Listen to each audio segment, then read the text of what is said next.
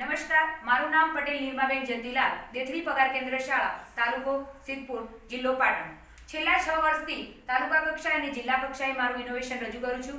આ વર્ષે મારું innovation the Rambo classroom end game zone મેં રજૂ કરેલ છે.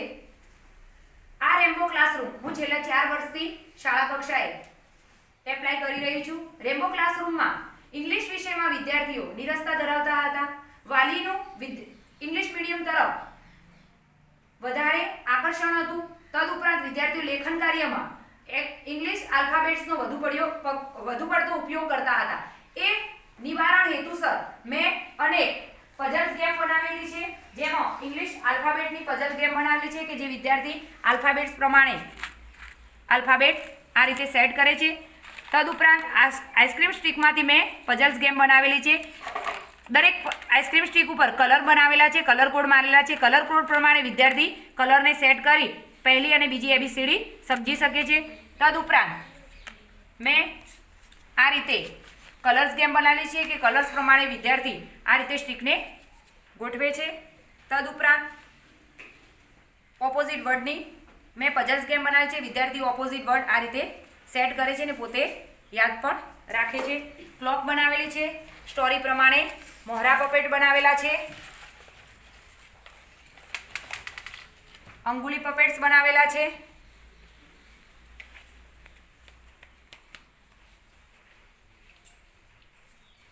આ રીતે સ્ટીક ઉપર અંગુલી પપેટ્સ પણ બનાવેલા છે.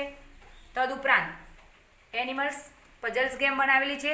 એનિમલ્સના નામ પ્રમાણે વિદ્યાર્થી ઓળખ કરી એનિમલ્સને આ રીતે સ્ટીક સાથે સેટ કરે છે. તદુપરાંત આ રીતે સ્પેલિંગના બોર્ડ બનાવેલા છે, સ્પેલિંગ ગેમ બનાવેલી છે, સુંદર મજાની કીટ બનાવેલી છે. વાઇલ્ડ એનિમલ્સની આ રીતે પઝલ્સ બનાવેલી છે કે જે વિદ્યાર્થી પઝલ્સ પ્રમાણે અહીંયાથી સ્ટીક ઉઠાવી અને નામ સામે સ્પેલિંગ સેટ કરે છે. એ જ રીતે ફ્રૂટ ગેમ બનાવેલી છે, ફ્લાવર ગેમ બનાવેલી છે, વેજીટેબલ્સ ગેમ બનાવેલી છે, વ્હીકલ્સ બનાવેલા છે, બર્ડ્સ બનાવેલા છે. તદુપરાંત બિઝનેસ ગેમ બનાવેલી છે. બિઝનેસ ગેમમાં વિદ્યાર્થી પાસો નાખી અહીંયાથી સ્ટાર્ટ કરે છે. ધારો કે 5 ઉપર આવે છે તો અહીંયા 70 રૂપિયા લખે છે, તો એની પાસે જે ટોકન હોય છે એમાંથી એ 70 રૂપિયા, એની પાસે જો 70 રૂપિયા છૂટા નથી તો એ 100ની નોટ આપે છે. તો માઇનસ એને કે પાછા કેટલા આપવાના છે એ પણ અહીંયાથી એ સમજ કેળવે છે, એટલે માઇનસ પ્લસ કરતા શીખે છે. તદુપરાંત અહીંયા જ્યારે આવે છે તો અહીંયા મેં કલર કોડ મારેલો છે, તો ઓરેન્જ કલર છે, તો ઓરેન્જ કલરમાં વિદ્યાર્થી ઓરેન્જ કલર આવે તો શું કરવું તો એ તર્ક કરશે. તર્ક કર્યા બાદ અહીંયા જોશે તો અહીંયા લખેલું છે કે ઓરેન્જ ઉપર આવે છે તો 300 રૂપિયા ફાઇન, તો એને દંડ ભરવાનો છે. તો બેંકની વિગત સાથે પણ એ અવગત થાય છે કે બોનસ અને ફાઇનસ. અહીંયા એ જ રીતે વેજીટેબલ ફ્રૂટ માર્કેટ બનાવેલું છે. એ પણ આ રીતે જ કે વિદ્યાર્થી પાસા દ્વારા આ રીતે શીખે છે. અને ધારો કે 3 નંબર ઉપર આવે છે તો 25 રૂપિયા લોકી મળે છે, તો લોક એમ કે દૂધીનો ભાવ 25 રૂપિયા કિલો બજારમાં વેચાય છે અને 25 રૂપિયા એની પાસે છૂટા નથી તો 50ની નોટ આપે છે, તો પાછા કેટલા લેવા એ પણ એ બાળક શીખે છે. એ જ રીતે અહીંયા ABCD આલ્ફાબેટ્સની ગેમ છે, તો વિદ્યાર્થી આ રીતે સોલ્વ કરતો જાય છે. સીડી આવે તો સીડી એને ચડવાની છે.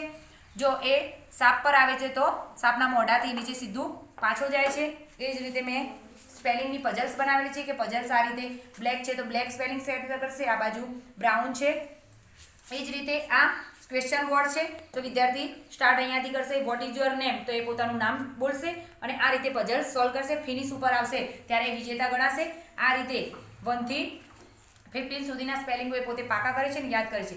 આ રીતે મેં મારા ક્લાસરૂમમાં 175 કરતાં પણ વધારે પઝલ્સ ગેમો બનાવેલી છે. દરેક વિષયની પઝલ્સ ગેમ બનાવેલી છે. આ વિદ્યાર્થીઓ રમતા રમતા જ એમનું મૂલ્યાંકન થઈ જાય છે. અઠવાડિક એકમ કસોટીમાં સુધારો જોવા મળે છે. BRC CRC શિક્ષક મિત્રો દ્વારા પણ અહીંયા બાળકોનું મૂલ્યાંકન સતત થતું રહે છે. સૌપ્રથમ પરિણામ સ્વરૂપે મારા જે 202 વિદ્યાર્થીઓ છે શાળામાં 6 થી 8માં, એ 202 વિદ્યાર્થીઓમાંથી પહેલા 100 વિદ્યાર્થીઓ જ એક્ટિવ હતા ઇંગ્લિશ વિષયમાં. અત્યારે લગભગ 175 વિદ્યાર્થીઓ સુંદર એવું અંગ્રેજી વાંચન અને લેખન કરી શકે છે. 10 જેટલા વિદ્યાર્થીઓ અધકેચું વાંચન કરી શકે છે. મારું આ ઇનોવેશન ક્લસ્ટર કક્ષાએ, તાલુકા કક્ષાએ, જિલ્લા કક્ષાએ બીજા શિક્ષકો પણ એપ્લાય કરી રહ્યા છે.